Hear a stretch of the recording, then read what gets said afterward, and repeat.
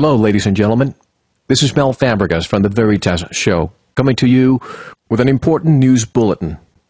There is an absolute media blackout regarding the Gulf of Mexico oil spill.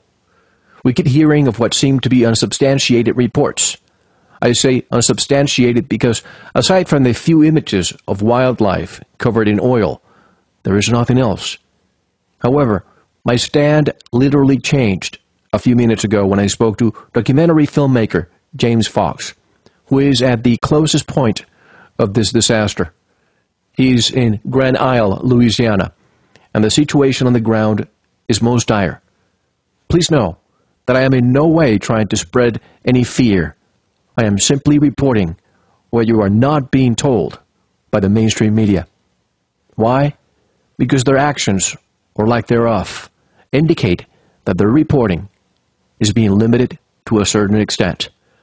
And here's my conversation with James Fox.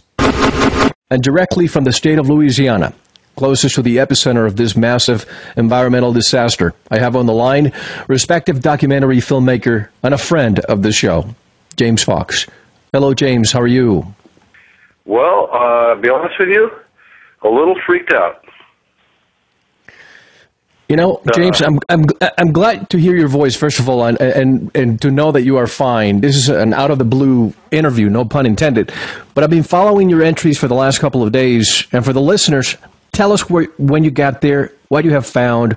And, James, is it true that the mainstream media is not reporting what you are saying? Well, here's what's happening, and I be honest with you, I wouldn't believe it had I not seen it with my own eyes. I arrive. First of all, I spent a couple days in New Orleans, kind of, acclimating myself, and with a partner, a friend of mine, Jet, and we went around, did some interviews, man on the street, and it's kind of like life as usual, and the festivities and Bourbon Street, and everything else. And then we went out and we started to do some interviews talking about the oil spill, and there's this underlying sentiment, anger, frustration that came out, pouring out. I mean, people are so upset by their very way of life is being threatened right now, and the way the whole issue is being dealt with.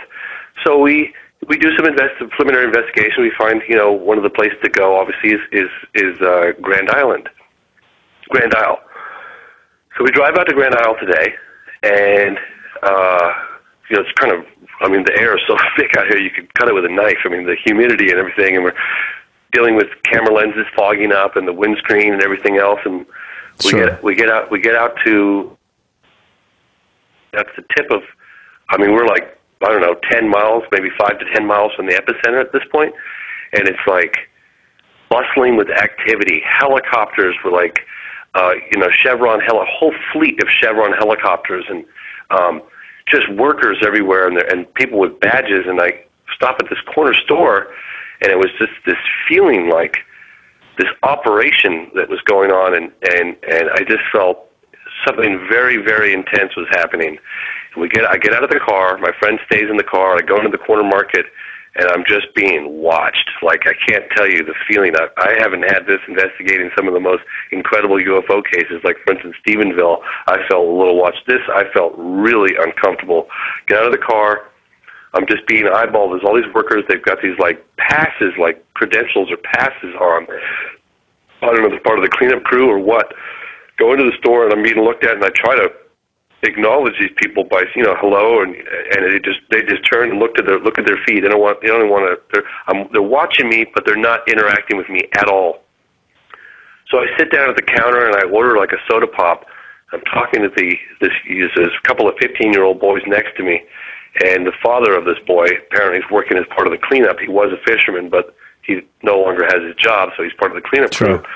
And I'm starting to get this guy warmed up a little bit, real casual, and I start talking to this kid, and he says, nobody's talking to anybody out here right now. Where are you from? And I kind of tell him, I'm a concerned citizen, I'm in here, and he says, there's my dad's out the cleanup crew, and there's a whole lot more to this story than what the media is reporting on right now. I'll tell you that much.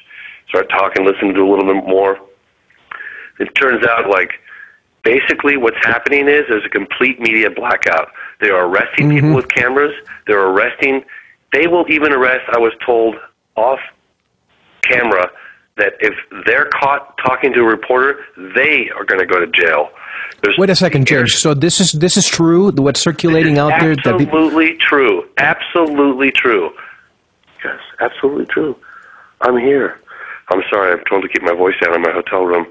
But it was absolutely true. I swear to you, I wouldn't have believed it had I been there myself. And they say, you call this a free country right here in the United States of America, and there's no freedom of press, there's no freedom of speech. They're closing down the airspace above the oil spill so reporters can't fly over just to determine how bad these oil plumes really are. They're putting these detergents. What's something they're putting in? The dispersants in the water that causing the dispersants, yes. That's just like a known fact out here. And any cameras, they're shutting off the beaches. You can't take any. I talked to people working in gas stations in the area saying that my sister's out here. She couldn't even take a picture. No one will allow any photography. You have to. Who is arresting people? Who is arresting people? Who? That's a very good question. Is it BP behind it? This is supposed to be a state park. I'm telling you right now. My partner was like, let's get the beep out of here right now. I mean, I really wanted to stay there and go to a local bar and find out more. Tomorrow I'm going to go back in there, but I'm telling you right now, they got the clamp down. It's high security. BP is taken over. As far as I know, it's BP. And the government, to some extent, must have some involvement with it. I mean, Obama was at that very location on Friday. There was no mention of all this secrecy. Somebody sent me a video tonight of people who are supposedly witnessing Humvees and black vehicles with red lettering that say disaster relief and troops in full gear. Have you seen any of that? I have not, but that wouldn't surprise me at all. I tell you, it was getting really dark. I saw police. We saw police on a number of occasions pulling cars over. They said they were arresting people with cameras.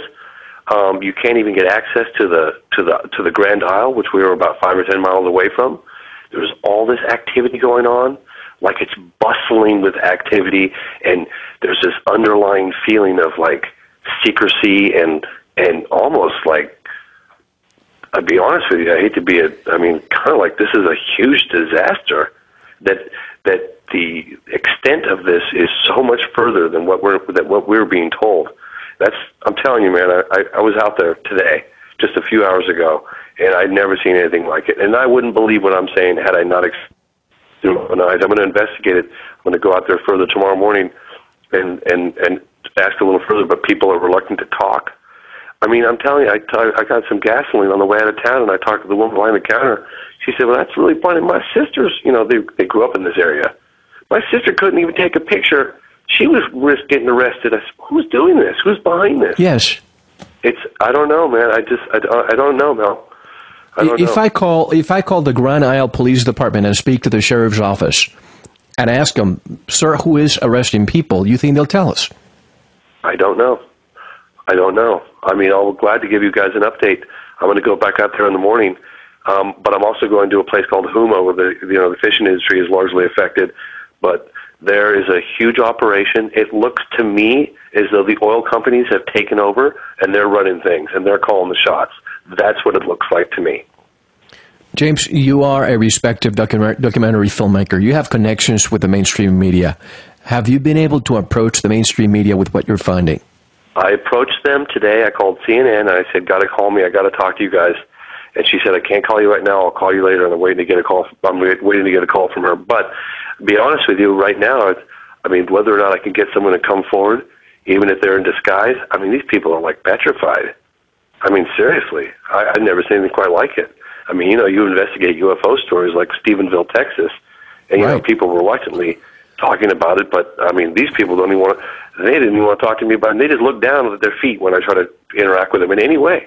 And I stand out. Anyone from outside that region would stand out, but everyone's highly suspicious, and you're very aware that you're being watched. I can't explain it. I'm trying to articulate what it felt like. It was like I felt like I was being watched everywhere I went. I was being looked at, and as soon as I would turn around, people would look down at their shoes. But they were looking at me, and they were monitoring what I was doing, and it freaked me out. They hit this. My friend doesn't even want to go. My partner, who's here with me right now, she doesn't want to go back. I'm going to go back tomorrow with or without her, but I don't know what else to say. It's like a complete media blackout. It almost feels as if you're in a town that's under siege, and everybody's just getting ready for martial law to be declared. Exactly what it felt like. I mean, it's just, I've never felt anything like it. Matter of fact,